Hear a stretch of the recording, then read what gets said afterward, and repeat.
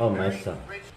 At ayan, pinagluto ko nga siya ng masarap na lutong Ilocano. Kita nyo, hindi pa tapos yung aking bahay pero pwede na dito magluto. Hindi ba halatang sobrang excited lang ako gamitin yung aking kusina? So kanina nga ay namalengke kami at madami akong nakitang mga gulay-gulay.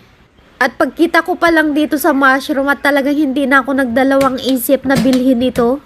Kaya naman naisip ko na magbulang lang na lang kami kasi sobrang tagal na talagang hindi kami kumakain ng ganito. At sino yung mga nanonood dyan na hanggang dito ay pinapanood pa? Ganito talaga kami magluto sa aming probinsya.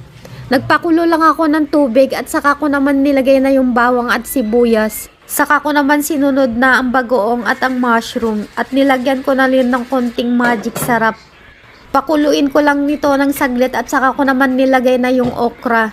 Tikman muna natin pero tansyado ko talaga pagdating sa bulang lang.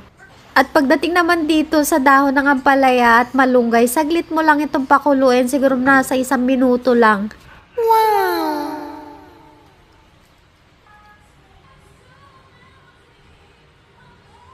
Ano lasa? Mapait-pait kasi gawa ng